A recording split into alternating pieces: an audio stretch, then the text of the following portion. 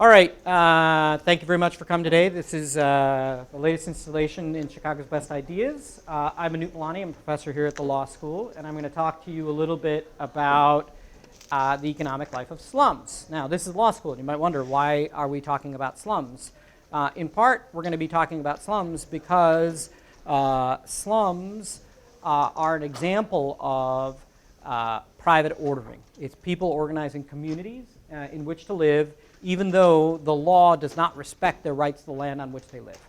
And we're going to talk about some of the implications of that, plus the fact of illegality, how that affects the way the government behaves, and how that affects the lives of slums. Then we're going to also talk a little bit about how to solve the problem of slums, which can again implicate the law. Got it? An important thing for us to remember is that we're not in the US anymore. This is going to be a problem that's typically arising in low and middle income countries where state capacity is limited, meaning the government is not as effective as it is in the United States. Okay? Keep that context in mind as we think about this. All right, so with that, let me go ahead and motivate this discussion. Okay, oh, before I begin, I should mention this is a long-term project. I'll tell you a little bit more about it, but it's with Adam Chilton, who's another faculty member, another professor here at the University of Chicago Law School. Okay. Nearly 1 billion people worldwide live in slums. Okay? The exact numbers are not exactly certain. It's very difficult to count. We're going to extrapolate based upon surveys, but roughly 1 billion people live in slums. And it's a population that's growing. And some projections have this at 2 billion people in slums in a few decades. So we're talking about 1 out of every 7 or 8 people on the planet right now, going up to perhaps a quarter of the planet. And that is a very large number. It's not a world that we immediately see as we walk outside and look around Chicago, or given where we are in our lives and in your professions, you're unlikely to be living in a slum community going forward or living next to a slum community. But a large fraction of the world's population live in slums. And they do this despite the fact that the conditions in slums are terrible. So in each of these slides, you'll be able to see, it might be hard for you, but these are pictures from some of the work that we've done. And this, at the very bottom right or bottom left, I'll have a list of exactly, or a description of where this is. This is in the city of Bhubaneswar in the state of Odisha in India. And this is not entirely atypical home that you'll see. Not exactly a situation in which you want to live. And the questions that I want to ask, that Adam wants to ask, is why is it that people live in slums in conditions like this? Why do governments tolerate slums? Because you'll see one of the ways that we're going to define slums is people living on other people's lands where they don't have any rights to live on those lands. They're squatters. Why are the landowners, often the government, why do they tolerate slums? How do people survive in conditions like this? Right? This is just unimaginable. And then, maybe the most important question is, how can we improve slums? What can we do to improve slums? So this is the project of, gosh, this is since 2016. It's actually longer than that I've been working on this on this problem. It's based upon largely ethnographic work, but some quantitative analysis. So since 2016, we've set up field sites thank you very much, field sites in 24 slums across 7 cities. So typically 3 per city, 6 in Mumbai itself, and they're scattered around India. So I'm not going to look there. I'll point out here. So Mumbai, which is going to be at your far left, that's one of these first peaks that you see. So this map has a map of India, but with peaks indicating population sizes, okay, in a location. So big peak means there's a big number of people in that place, and you can work your way around. And we've got Mumbai,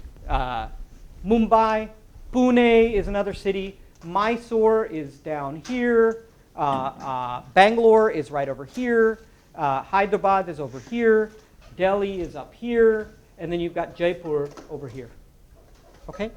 So those are our main cities, but we also do a lot of work in other cities, not 3 per city, but a smaller set of surveys that are done in Lucknow, in Ahmedabad, in Patna, and Bhubaneswar, which are smaller cities.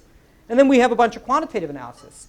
So one important source of quantitative work is a survey of 4,000 households in one of the largest, arguably the largest slum in Bombay. It's different now. It's Mandala. That's the name of the slum. It's in the northern part of the city. We also rely on Indian census data, National Statistical Survey data, and also World Bank data, because we're trying to understand what happens in other countries. Now, this talk will be focused a little bit more on evidence from India. However, we're also working on slums, in slums across the world. Okay? And the patterns are fairly similar.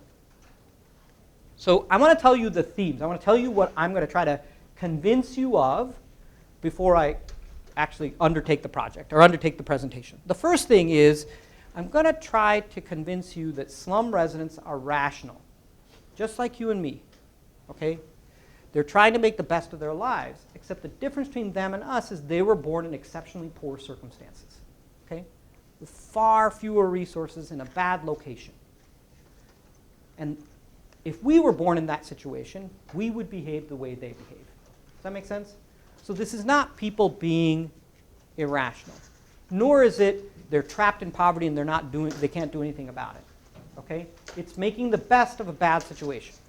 2, when we look and see poverty, we want to find what causes that poverty.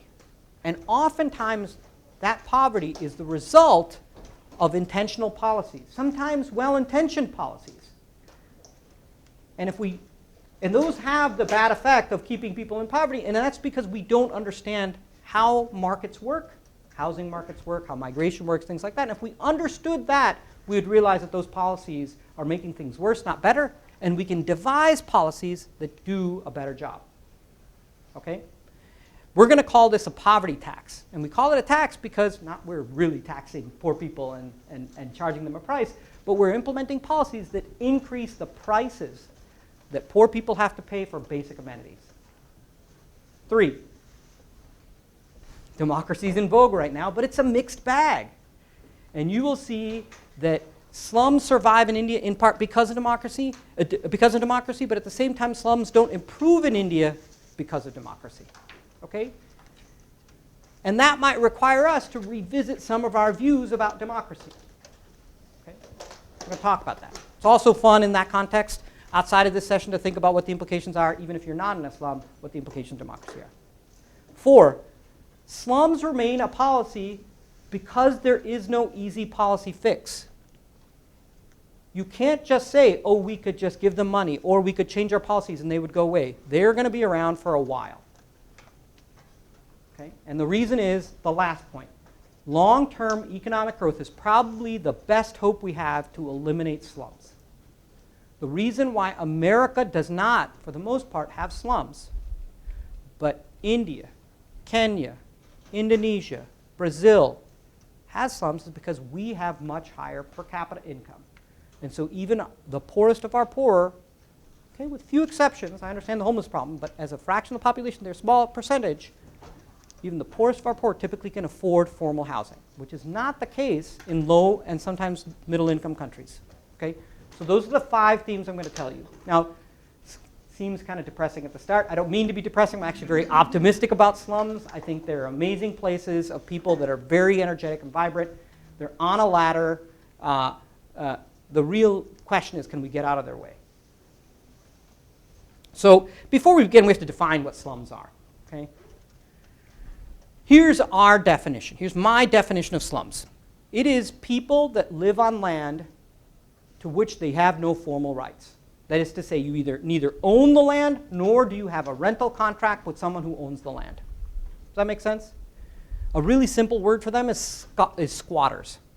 Okay? And I actually think that that's probably a better word than the word slums, in part because people confuse the first world definition, developed world definition of a slum, which is low quality housing, and the low income world definition of a slum, which is squatters. Okay? Now the UN mixes those 2 definitions up. It says that when it counts slums, and you look at World Bank data, which comes from the UN, they will say slums are people that live in housing that's very low quality, lack some utilities, lack some basic safety, and they lack what's called tenure security. They cannot be sure that they will be able to continue living in that property, that house, for any given period of time, right? Like when you rent a house, an apartment, for a month, 6 months, a year, you're pretty sure you can stay there for those amounts of time.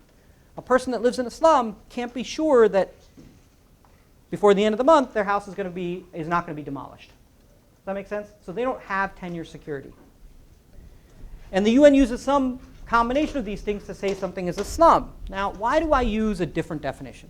I use it, and it's a legal definition, right? And it's not just because I'm a lawyer.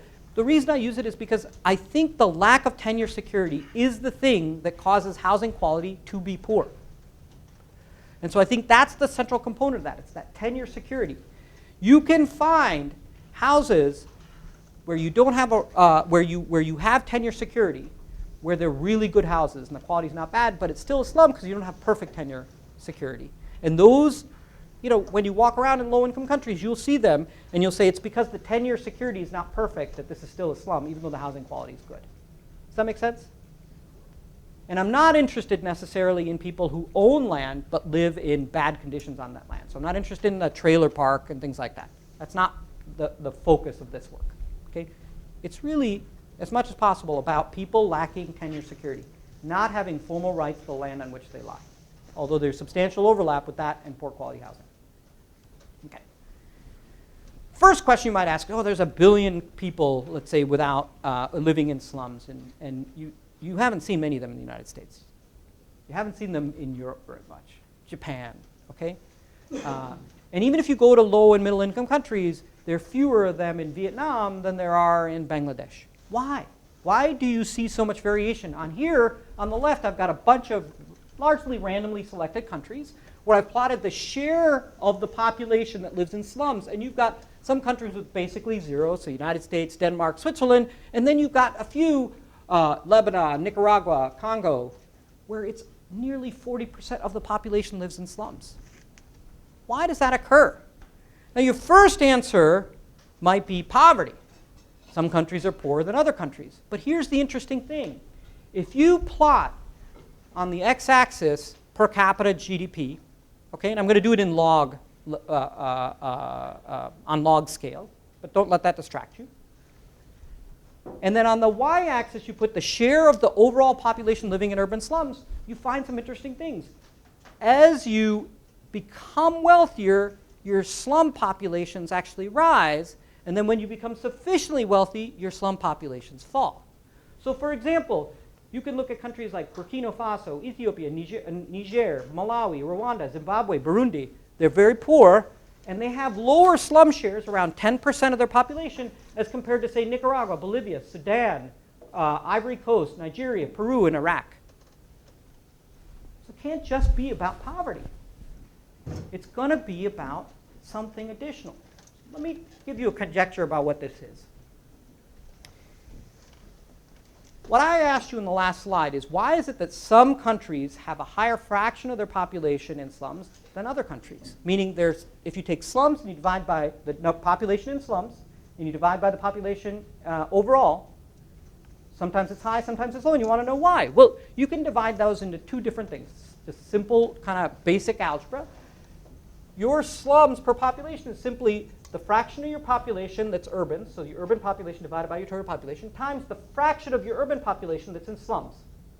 Fair enough? If you remember this from high school, urban cancels, and you get slums divided by population, which is what you have on the left-hand side, right? All I'm doing is a particularly very simple, we call it decomposition.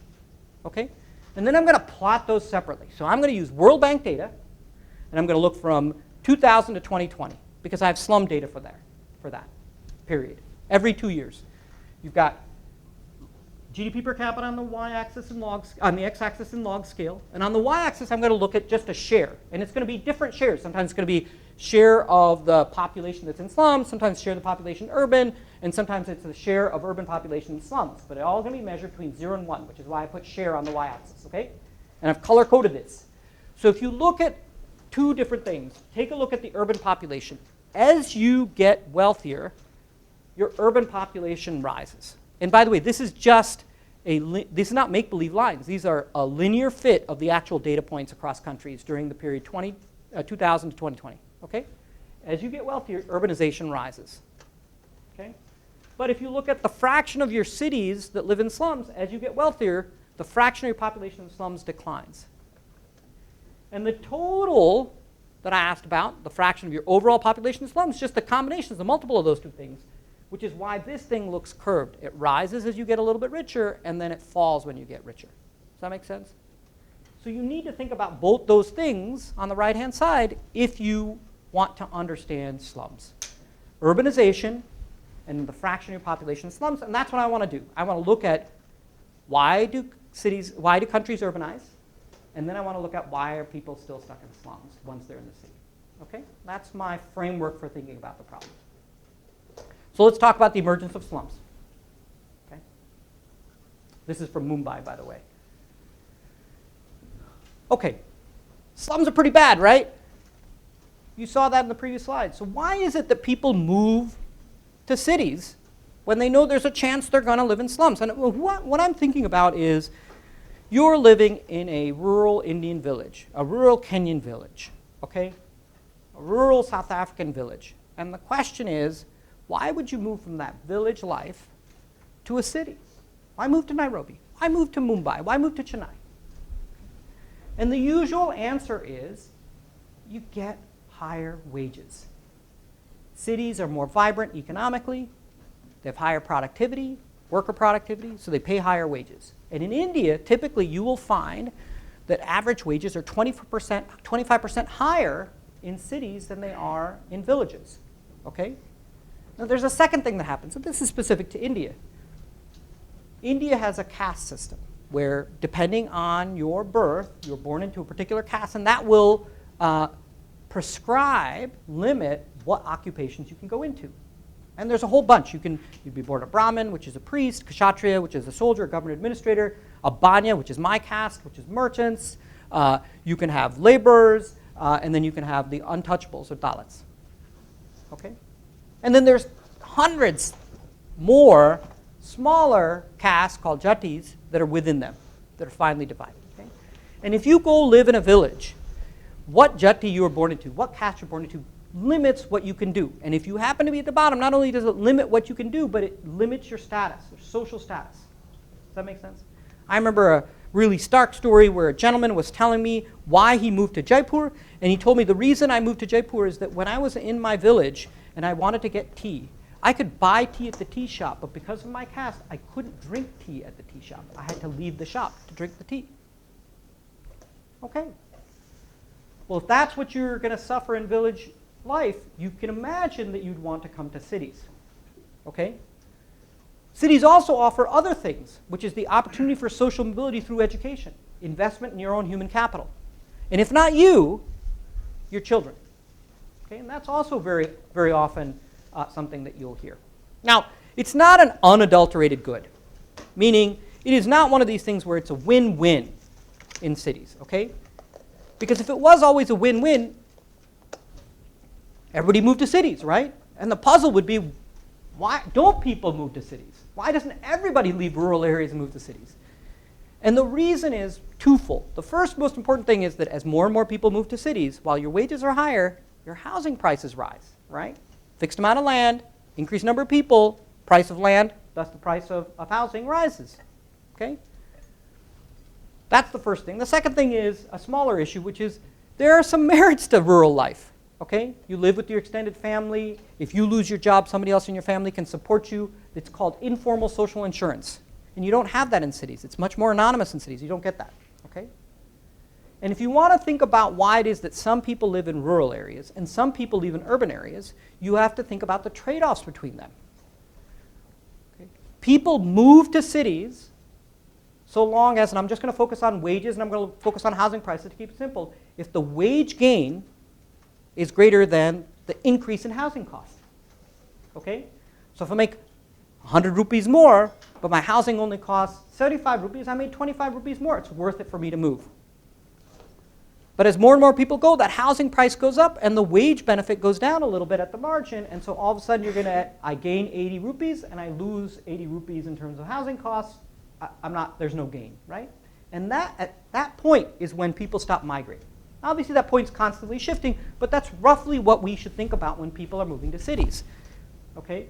And what a developed economy does, ideally, and the reason why it has more urbanization is it works on both those margins. On the one hand, the amount of money you can make in cities rises.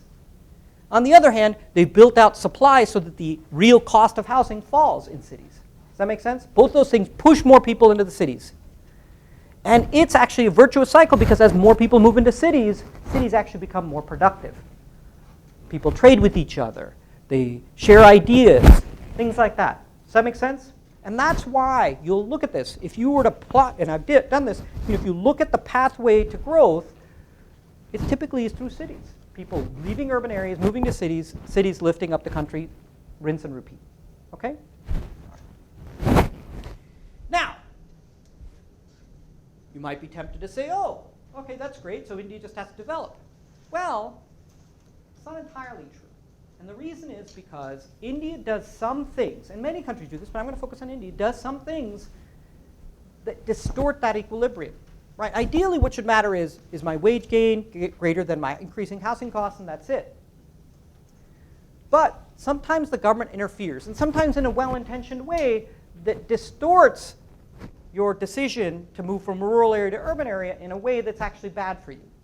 The examples I like to point out to are situations where the government made it hard for you to sell your land. And they did that because, well-intentioned, after independence, there was a lot of land concentration, especially in rural areas. They wanted to redistribute so that there was greater equality. And so they made it so that you had to, families had to split their land up when they bequeathed it to their children. It was very difficult to resell your land to people that wanted to buy more and more land and build up those large property holdings again.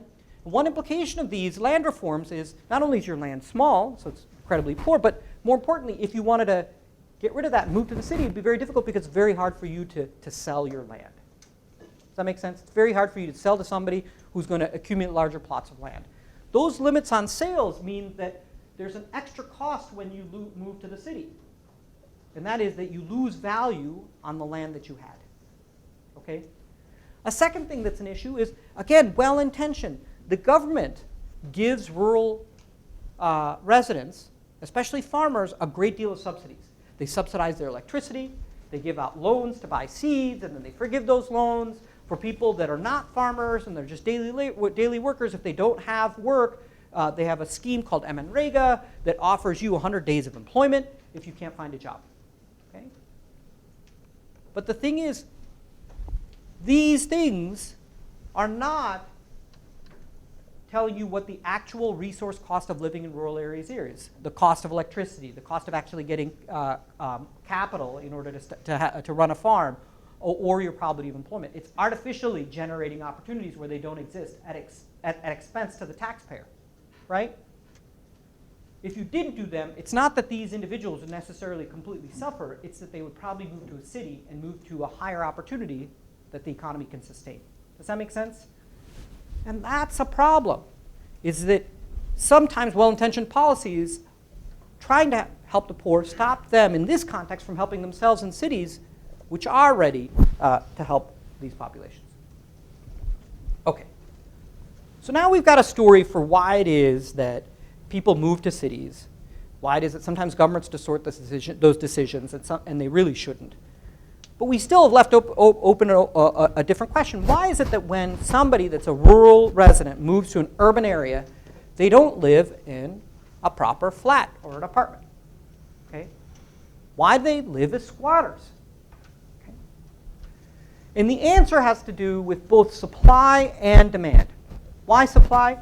Well, one of the reasons why formal housing is expensive in Indian cities and in cities around the world is because there are limits on supply of housing. And those limits take multiple forms. The first is nothing, like you can't really blame Indian cities for this, but they were built before they understood how much urbanization there would be. When it was a much more, India is a rural country, roughly half the population is rural, but back then, when these cities were built, everybody was rural. And so they didn't anticipate that to be so big, these cities like Mumbai and Delhi and things like that. And so the underlying infrastructure was built to accommodate a much smaller number of people than are there today. And that will always be a constraint for growth of old cities. Now you can solve this by going to newer cities. So infrastructure is not a constraint in new cities that are popping up, but it is a constraint in old cities, and we have to always keep that in mind. Urban planners will always tell you that. But additional constraints come from regulations that limit construction. These include zoning laws, business use laws, building regulations, licensing laws, things like that. It can be very expensive to actually build property, okay, to build new housing. In addition, not talking about that so much here, but India also has a very bad property registry. That is to say, we don't know what land, like if there's land here, I don't know if you own it or you own it. There's a lot of litigation over who owns what land because those records are very poor. Roughly, I think 50% of the land in Mumbai, according to some statistics, are under litigation. Now, if you're under litigation, are you going to invest in building a new apartment complex? Probably not. Because if you lose the litigation, then the person who wins is going to get the benefit of the apartment complex. So that deters a lot of development. Now, even after buildings are built, you have another constraint, and that is that you have rent control, and very harsh rent control. Rent control that limits your rental prices to the prices that you saw, say, in the 1940s or the 1960s, really low, okay? And you also have tenant rights laws that make it very, very difficult to evict somebody if they're not paying their rent. I understand why those laws exist. They seem to limit prices, which would help the renters, or they would stop abusive landlords, but they have another effect, which is people that have property don't offer it for rent. And the reason is because you can't keep people out, or you can't get an adequate return, a market level return on this. And so it's unsurprising in India you have over 1 million apartments sitting empty, according to some estimates. So you have 9 million people living in slums, and yet you have 1.3 million formal apartments that are empty. Right? That's shocking. Now, because of these limitations, the actual price of formal housing is remarkable. If you take the average person living in Mumbai, so you take a person living in Mumbai and you take their average wage, so the wage of the average person living in Mumbai, and you divide by the price of a moderate apartment, it would take roughly 308 years to afford a formal apartment now on the market. That's a long time, okay? That tells you there's a supply shortage. Now, I don't want to blame it entirely on supply. There's also a demand side of this argument. And it would be silly to deny it. Migrants are poor. What I mean by that is migrants from rural areas to urban areas tend to be among the poorest people. Not all of them, but the large bulk of them. And so there are already people that want to buy as low quality apartments as you can get. And so if you're saying that formal apartments are ridiculously expensive, they're going to go and squat. Does that make sense? So the way to think about this is draw a supply curve, draw a demand curve, and then realize that the supply is restricted for formal housing such that most people that are in the city are, or at least in Mumbai, about half the people living in the city, a large fraction of them, can't afford to live in formal housing. Make sense? It's a supply-demand problem. By the way, Mumbai has a population of roughly 20 million. So that's the fraction that are living in slums. All right, fine. You're a migrant. You've moved from rural areas to urban areas because of opportunities in the city. You decide you're not going to live in formal housing or live in informal housing. That actually makes the move to the city a little bit more rational because the price of squatting is a little bit lower than the price of formal housing. The question is, where are you going to find housing? Okay, where are you going to start setting up a little tent that you will then maybe build into a tin house and then maybe a small brick house with a tin roof? Well, here's the most important thing. Because you're squatting, you are at risk of being kicked off the land, of your house being demolished. So what you want to do is you want to pick a spot that other people don't want to live in, that developers don't want to build an apartment complex on. Because if they do, they're going to kick you out after you built your home. Okay? So where are those areas? Well, maybe you pick a low-lying area that's prone to floods. So if you look across cities across the world, in low-income and middle-income countries, you'll find slums in flood zones. How about another place? Slopes that are prone to landslides, like here in Mumbai. Rains, mudslides. You don't want to live there if you have an apartment, a formal apartment, but if you're a slum dweller, you don't really have much of a choice. You'll build there. Okay. Maybe you want to go to places where other people don't want to live. next to what they call a nala, a little river that has sewage in it, or maybe next to a power plant, because people don't want to live next to a power plant. So you see this slum arise right next to or underneath a power plant. Also, interestingly, you'll sometimes find slums where regulations prevent buildings otherwise. So this is me taking a picture out of a flight going to Ethiopia from Mumbai. Look where the slums are, right next to the airport. Why? Because in those areas, the government has said by regulation, you cannot build apartments, tall buildings. So that's empty space that's never going to be developed. Slums pop up. And the last place, and this is important to remember, is you go to places where there isn't city infrastructure. What do I mean by city infrastructure? I mean no sewers in, no water pipes out, there's no roads, things like that.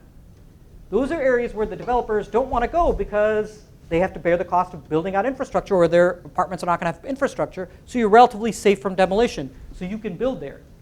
Coincidentally, that also means you're not going to have access to that infrastructure as well. All right, so that's the next step of our story. We know where the slum dwellers go. But again, they're squatters, right? They're not just going to any land. Somebody else owns that land. Now, typically, it's going to be the government owning that land. That's about a little over 50% of slums are on government land. But almost half the time, private developers, private landowners own that land. And the question you might ask is, how is it that those landowners tolerate somebody showing up on their land and camping out, and then building a slightly more permanent structure? Okay? How is it that that happens to the extent that 25% of the urban population is able to be squatters, and there's 100 million people overall that represents? Okay? In India, just in India alone. I'll tell you what, if somebody showed up in my backyard and pitched a tent, I'd probably ask them to leave. And the question is, just to put it very simply, why don't they ask them to leave? Maybe not as politely as I would ask. Okay? Let's divide this problem into two parts. People that are living on government land, which is about a half, and people living on private land. People living on government land. Why does the government tolerate squatters on their land? And there are basically two reasons. Okay, I think there are many reasons, but the two most important reasons are, number one, democracy. Now, Indians have a specific term for this. It's called a vote bank. Okay? The people that are living on land, you're living on land, and I'm a politician, and I see you living on government land, you can be evicted at any time. However, if I, politician, can convince the government not to kick you off your land, will you give me your votes? Yes. And all of a sudden, you are vote banks for me. So you often find politicians will protect settlements, squatters on government land in return for their votes, that is to say, in return for that vote bank. And that's how the system works. And you'll find lots of land, government land, that are squatters because of that. Here's a second reason. Neglect. These are low-capacity governments. Low-income countries, middle-income countries have less state capacity than high-income countries. India is a low-capacity state. It's trying to become a stronger state, but it's still a low-capacity state. It has a ton of land, and it can't monitor all of it. In fact, if you compare the federal government, which is the central government, to the state government, the problem of neglect is much worse. If you are a slum on state land in Bombay, the state's right there. The city's right there, the state's right there. So if they own the land, they're more likely to say, hey, you're on my land, get off my land. But if you're on national land, so forest land, things like that, railroad land, sometimes like that, the bureaucrats sitting in not Washington, D.C., in New Delhi, very far away from where the squatters are. And so they're less likely to notice that you're there or do much about it. So the second reason is that there's neglect. But here's the interesting thing. Neglect comes with a price. If you're sitting on government land and the government doesn't kick you out because of neglect, there are still people that work for the government that understand that you're not supposed to be there. For example, the local police. Local police, recognizing that, have been known to go around to slums and say, hey, you're on government land. I will report you and have you kicked out unless we can come to an agreement. And that agreement is a bribe. And so what ends up happening is when you have government neglect, the de facto owner becomes the local police, because then they charge rent not to report these individuals to the state and get them kicked out. Does that make sense? So this is not always a good thing. Maybe the vote bank is a good thing, but the neglect is challenging because all it does is delegate to local police, government agents, that again the central government doesn't have a lot of control over necessarily, or the state government doesn't have control over, allows them to charge rents in their place. What about private land? Why does a private property owner allow these things? One reason they allow these things is because there are government rules, even in urban areas, for some time, they've now been revoked, that limited the amount of land that you could own if it's not being developed. And so if you sat with some empty land, the government would take it away and give you very little compensation at all. But if there happened to be slums on that land and you permitted slums on that land, the government would be less likely to take it away. And so a lot of private developers, private landowners in cities thought, okay, if I allow slums, I will stop the government from taking my land. And that's the reason they did that. They also sometimes do it because they say, hey, if I can allow slums on my land and get those slum dwellers to vote for this politician, then that politician is going to do favors for me. And so they facilitate vote banks, even on private land. Okay. All right, so now we've got why do slums emerge? That's kind of an important step of the problem, but we need to think about, okay, conditional on there being slums, how do people survive in these slums? What is life in slums like? And I want to break this apart into 3 parts. The first is, how do you find a home? And what's really, really interesting is that even though there are no formal rights in these squatter communities, in these slums, there's a thriving housing market where people buy houses, sell houses, where they rent houses, and they lease houses. Not the land, but the houses. Okay? They can't go to courts, but what happens is you can write these contracts for sale and purchase, for lease and rent, and it's enforced by the other members of the community. Okay? Very often they'll go through the same formalities as you'd go through if you signed an official contract in the formal market. They just go through it as a way to show this is serious and we're going to enforce this thing. Okay?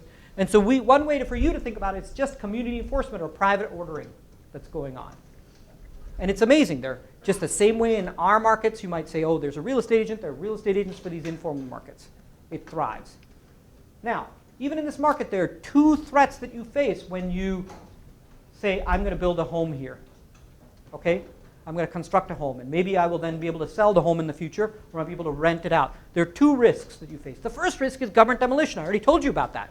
Here you're seeing a slum that's in Jaipur that has been demolished 3 times. And each time the government didn't do the next step, which is build something on it, or give it to developers and have them build on it, so they just came back and they built the same structures. Now each time, though, you got to build meager structures because you don't know when it's going to be demolished. So you build less serious structures, less stable structures, less safe structures when you know that the risk of demolition is really, really high. Okay? But that's not the only risk. The other big risk they face is because of where they build their land. Where they build their houses. They build their houses on slopes, in floodplains. So a big threat is from nature, not just the government. And that encourages the opposite. So this is a home in Bhubaneswar that a flood came through, and that's what was left of the home at the end. How do you solve that? You do the opposite of what you have to do to deal with the threat from the government. You actually have to build more. So if you want to live in these areas, you actually have to invest more. And so sometimes, paradoxically, you will find slums are better developed in worse areas. And the reason is because if you couldn't live there. You'd be flooded out every time. Okay. Another really interesting feature about these markets is not only do they function well in private ordering, sometimes they function better than in the formal market. And the reason is because in the formal market, the government often goes in, as we already told you, and tries to manipulate the market. Maybe they have rent control to do an immediate redistribution, or they have restrictions on construction. Well, guess what? If you're in a community where you're not supposed to build at all, those regulations don't apply either. And so you can sometimes find situations where, and we found this in Mumbai, where the rents in the slums were higher than the legally acceptable rents that you would find in the formal market right outside the slums. Those markets worked better. Okay? Not only that, it's possible, and again, this is a little bit harder to prove, that in fact there's less discrimination in slums than there is outside slums. And here's the reason why. Outside slums, you have these price regulations. So people want to rent those homes, and there are far more people that want to rent those homes than sellers that want to offer those homes on the market. So there's a gap. There's excess demand. So if you're sitting there with a big line of people, that all are paying the same price, and they're all of them, you can choose maybe to pick your friends rather than not your friends. Maybe you pick people from your same caste community and not your caste community, rather than people not from your caste community. So when you have non-price, you allocate apartments not based upon price, the highest bidder, you allocate on some other feature, and sometimes that other feature is discrimination, caste discrimination in this context. In slums, for sure some of that happens, but less because you can actually just charge a higher price, okay, and clear that market.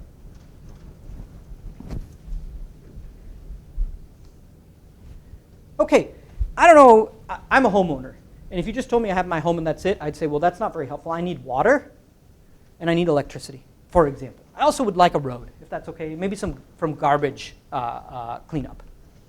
All right? Those are utilities. You need them to work, for your home to be functional. But the government doesn't typically provide that in slums, and for very simple reasons. Two, actually.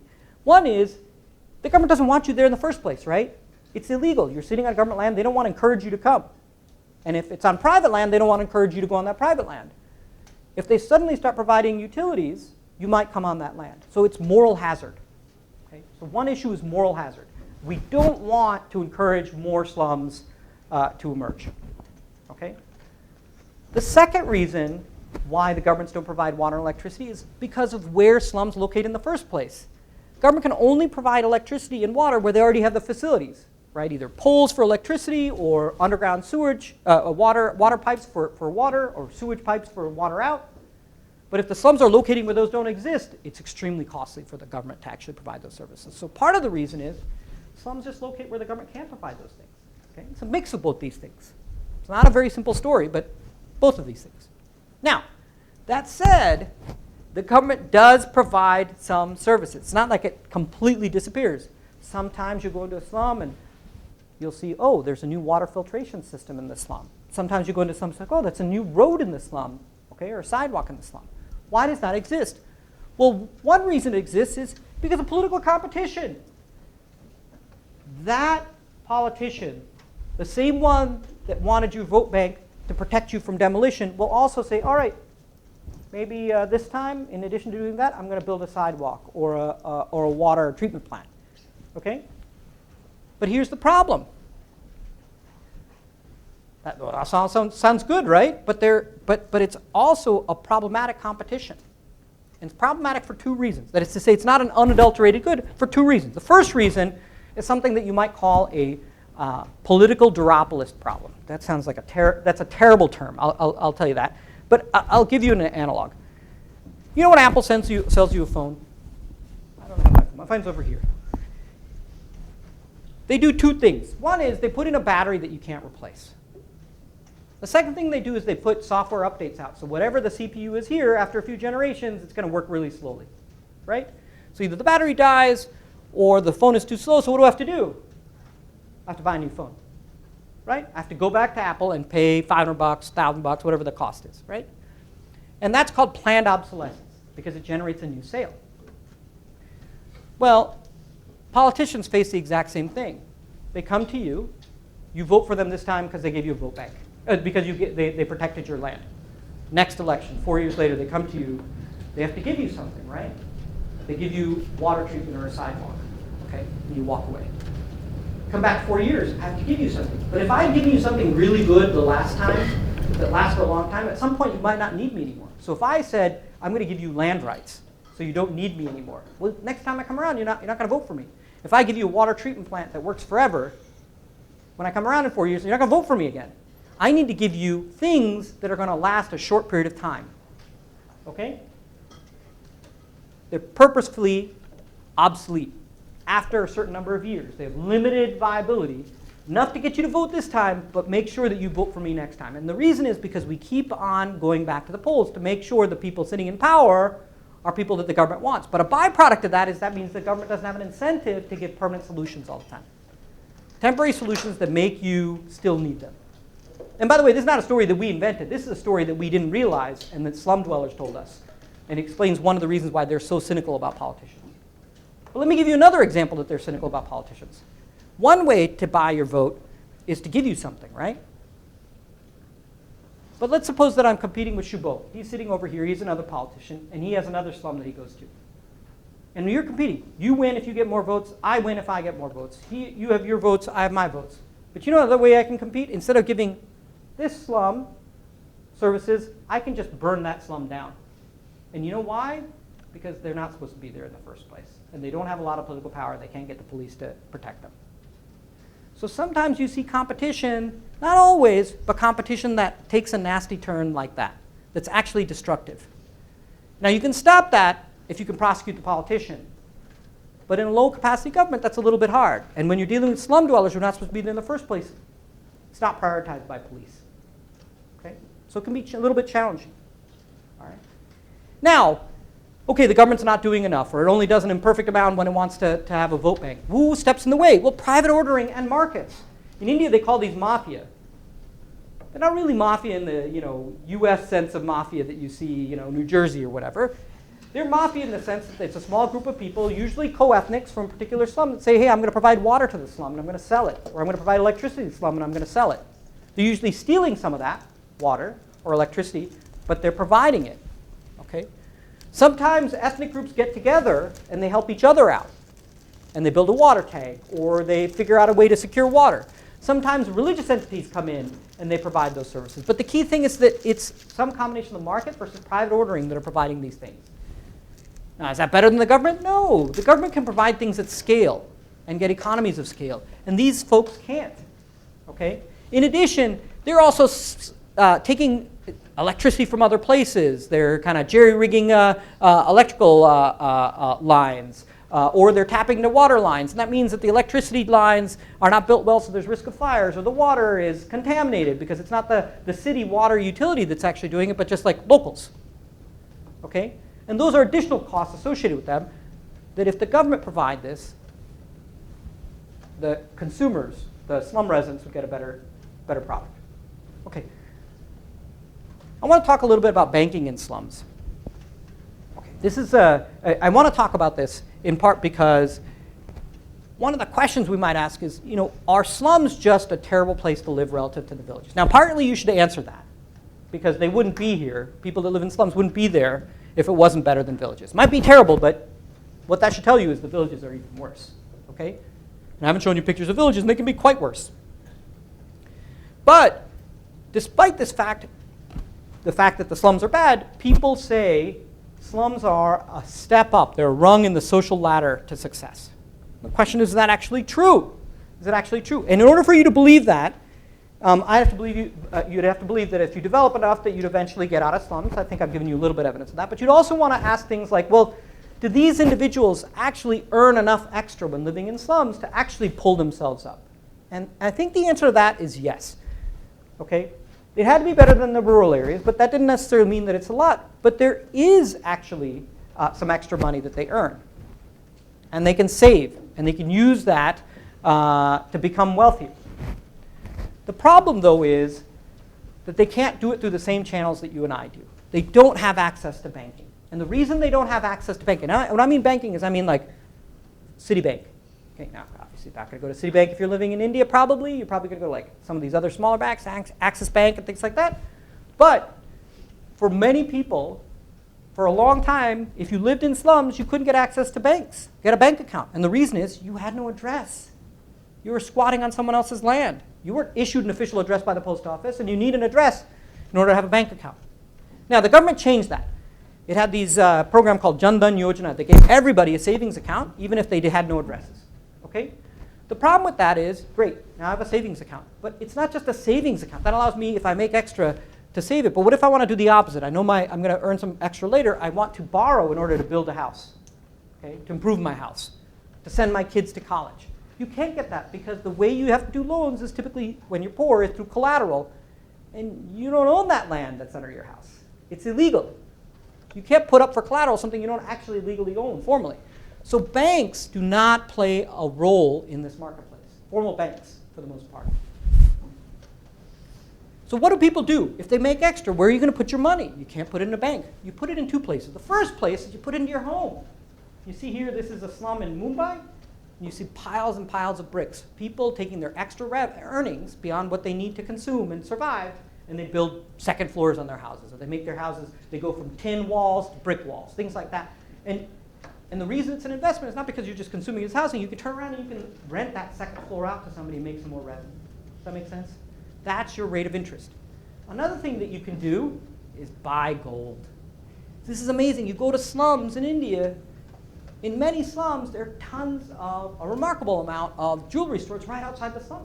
Why are jewelry stores locating there? Like, I expect Tiffany's to be downtown, not in the poorest neighborhood in town. Well, the reason they're there is because they are basically a combination of two things. If you make extra money, you can buy jewelry and store it at the jewelry store. The second thing you can do is if you need to take a loan, you can give up your gold as collateral. And you take out a cash loan. These are banks. Okay? They have amazing records on paper, but they're serving as banks to slums. Okay? So what ends up happening is these entities and others like rotating, I don't think I have time to talk about this, but I'm happy to talk after the presentation about rotating savings and credit associations. They fill the bank. They fill the void left by banks because banks can't operate in squatter communities very effectively. Okay? So this banking allows you to build up savings and then maybe one day move out of the slums, okay, into formal housing. Okay, how do we improve slums? There are really two ways to improve slums, two broad policies. Now, just want to be clear, a little background here. Not everybody wants to improve slums. Some people just want to get rid of slums. And so a lot of people just advocate demolishing slums. And for several decades in India, that was the leading policy. Oh, there are slums? Demolish them. Okay? That's terrible. Not just on a moral level, but an economic level. These people are there for a reason. And when you demolish them, you're reducing your labor supply. It's making it worse for everybody. That's the wrong answer, both in a moral sense and in a purely economic sense. Okay? It's one of the reasons why this is such a precarious life. So since then, there have been two alternative strategies suggested. One is to give people rights to the land that they're squatting on. A second, think about it as like accelerating adverse possession. A second is to build low-income housing. So let's talk about these. So the government sometimes gives land rights. There are policies like Odisha had a policy like this. I think Tamil Nadu is thinking about a policy like this. But here's an interesting feature of these policies that we've noticed. The government rarely gives full rights to the land. What they do is they give some degree of right to live on the land, but not to resell the land. So you can stay there 5 years, 10 years, things like that, but you can't resell that land. And what that means, though, is that if you don't want to live there, maybe because you want to finally move to another area where there's a job, or your family needs more space, you're stuck. If you own that land, you could sell that land and then use that towards your next home. But now you can't. So that's a limited amount, limited value. And the reason it does that is in part because of moral hazard. If it gave away the land, more people would come in asking for the land, right? If there was a land handout in Chicago, more people would come to Chicago to get the land handout. A second thing is paternalism. They don't want those people to go somewhere else. They want them to stay there and say, we think we know that you should be on this land. We know where you should live and we should work, and that's it. And that they don't know necessarily as well, and so that might not be a great policy. But be that as it may, whenever the government does these sorts of things, for the people that remain, you actually encourage investment, okay? You actually encourage investment. Now that you have some security that the government's not going to demolish your home, you think you can build your house a little bit better, okay? It wouldn't be worth doing that investment if not, but now it is. And so you'll typically see that. Areas that are given more of this tenure security tend to have nicer homes, okay? They tend to have nicer homes. Now, it's hard to prove this, although some great studies have. It's hard to prove this because if you just see that relationship, you don't know what really happened. On the one hand, it's possible that what I said is true. Give people tenure security, they invest more in their homes go from tin walls to brick walls. Another possibility is that people that already have a lot of wealth, communities that do, are the ones that can go and lobby the politician to give them the land rights in the first place. Okay? So it's a little bit complicated to tease that out, but I think that there are good studies that now show that, in fact, if you give people land rights, they will invest more in their homes. That said, there's a serious trade-off when you give people land rights. And there are two things that I want you to keep in mind. The first is the following. Let's suppose that you own the land. You own the home. And you also own the plot next to you who you rent out to this person. Okay? And in that second property, I have a choice. I can give that land right to the owner. Okay? It's an informal owner, obviously, because you don't own the land. You're just owning in this informal sense. Or I could give it to the tenant. If I give it to the owner will turn around and invest, increase the value of the property, increase rents, leading to gentrification. But if I give the land right to the tenant, the problem is it was your savings that I just took away. So you're either going to get expropriation from the landowner, taking away a poor person's savings, or you're going to get gentrification, raising rents on a poor person. And that's a hard choice. Now, typically what ends up happening is the government says something like, your primary property, you get to keep. The secondary property, I'm going to give it to the tenant, you're going to lose some expropriation. That's very often the politically chosen, frequently chosen solution, but there are costs associated with that. You are expropriating from poor populations. Here's another problem. You don't own very large land plots. They're typically, like in Mumbai, they're 10 feet by 10 feet. Okay? And you've got 9 million people living in slums. You're going to have a bunch of small plots. Now, Mumbai has 20 million people. Maybe it still wants to continue to grow. To grow, it needs to go vertical. It needs to look like Hong Kong, right? But in order to build buildings like Hong Kong, you need to put together these small plots all together. But the smaller the plots, the harder it is to put them all together. You have to negotiate with a lot more people. This is called the tragedy of the anti-commons. You fragment property rights so much that it's very hard to reshape them into something that's more productive, which might be a tall building. And so in that sense, for landlocked areas, this is not a great policy for growing the city. Okay, an alternative is low-income housing.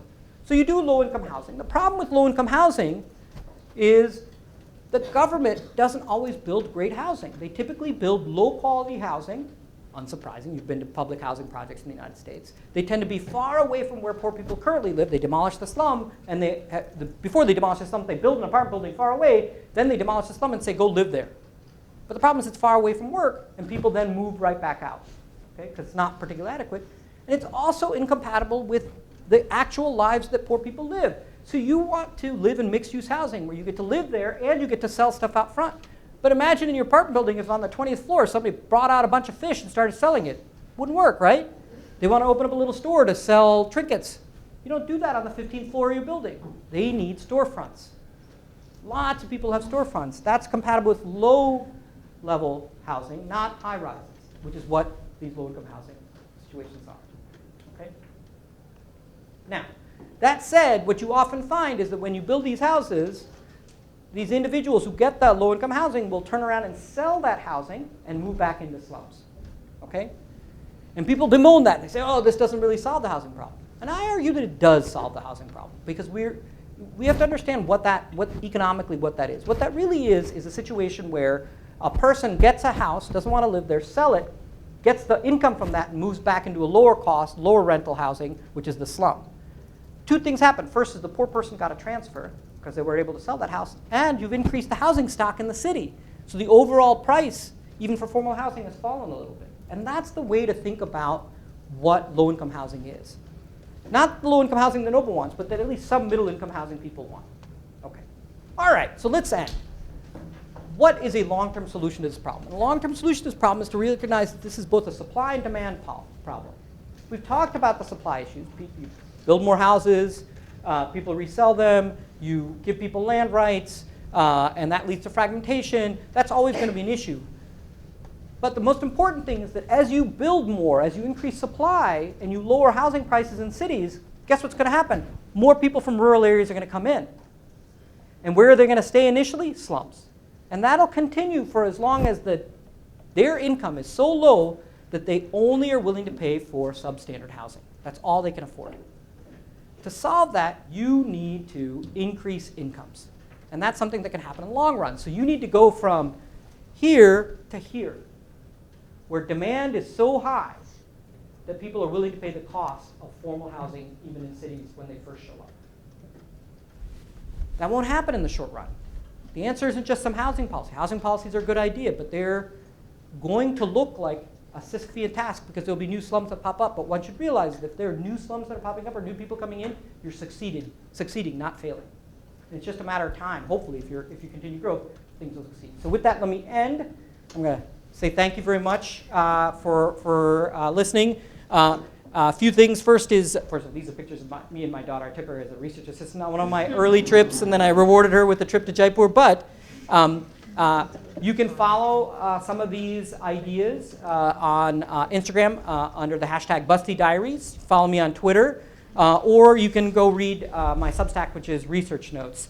And keep a lookout. We have a documentary that we produced, and that's already been out and trying to run the festival circuit, but eventually we'll release it hopefully on some platform, and you'll be able to see it. It's just called Busty. All right, thanks everyone.